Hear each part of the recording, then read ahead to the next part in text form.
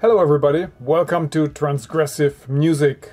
I thought it's about time. It's time to take off the gloves and to listen to some Allan Holdsworth.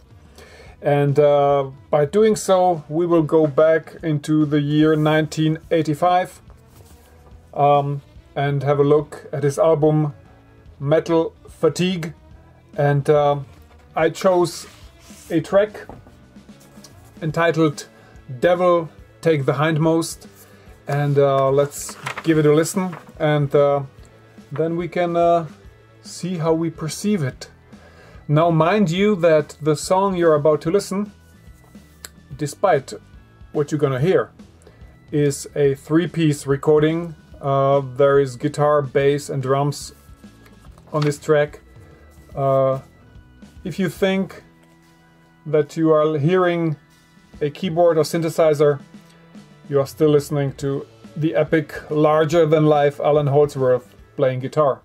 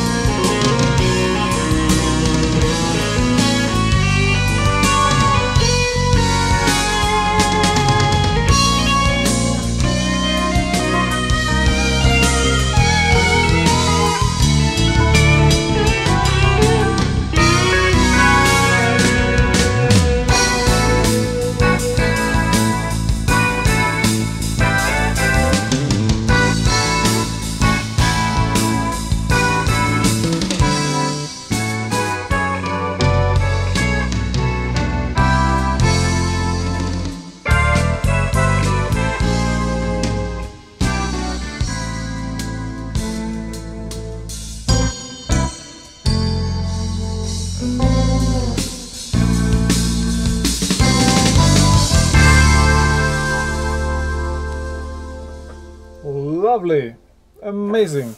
First of all, love the way it's mixed.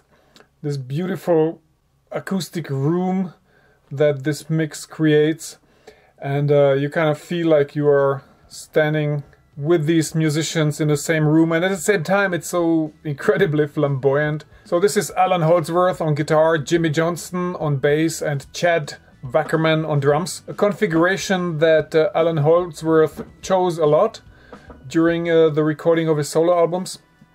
And first of all, Jimmy Johnston's bass playing so amazing. I mean, so powerful and such a great power really driving this song forward. Outstanding drumming by Chad Wackerman. Totally out there. Now, as far as Allan Holdsworth goes, well, I can't give you that much insight into the musical formula and the alchemy behind his playing and what he's doing there. That's probably something for a music expert. That's more something for Rick Beato. But on the other hand, I know that because here's the general problem. Obviously, there is a strong tendency to perceive Allan Holdsworth as an artist for a certain musical elite.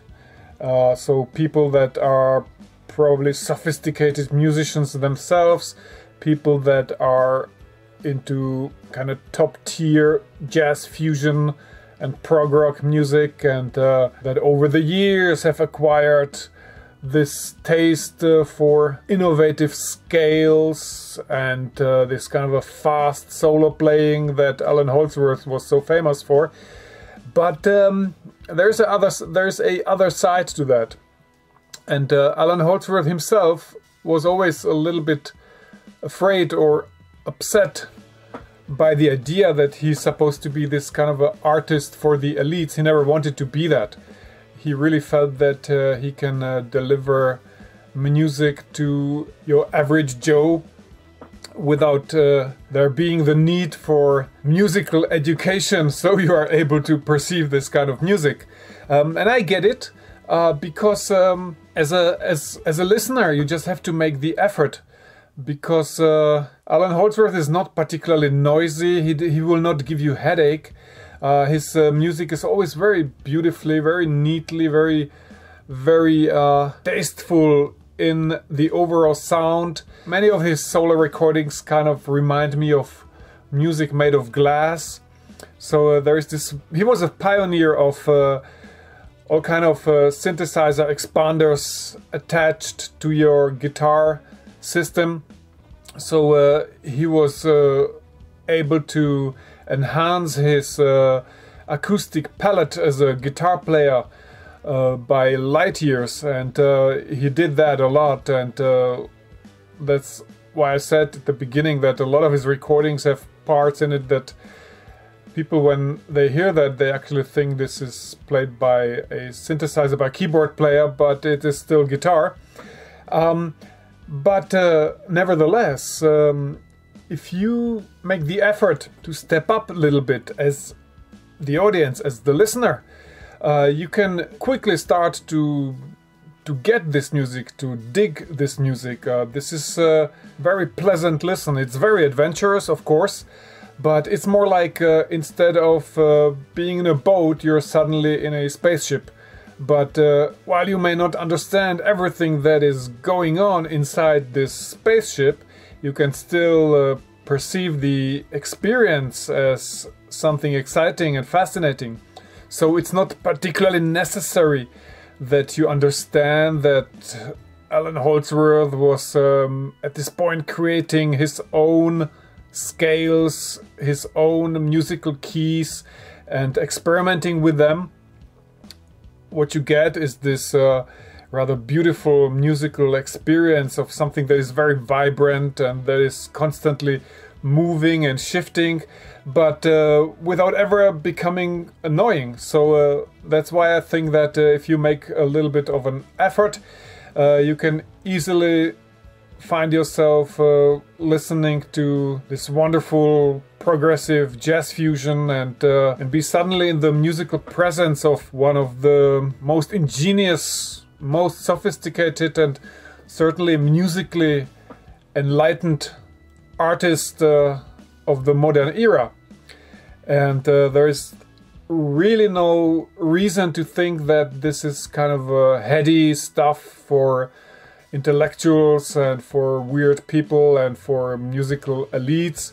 And I get it. If you spend the last years listening to stuff like Nicki Minaj, this seems to be a very big stretch. But then again, you have to give it a try. You have to immerse yourself into this kind of a music and regard it as a bit of a project of your own artistic self-development and just a massive upgrade of your musical taste.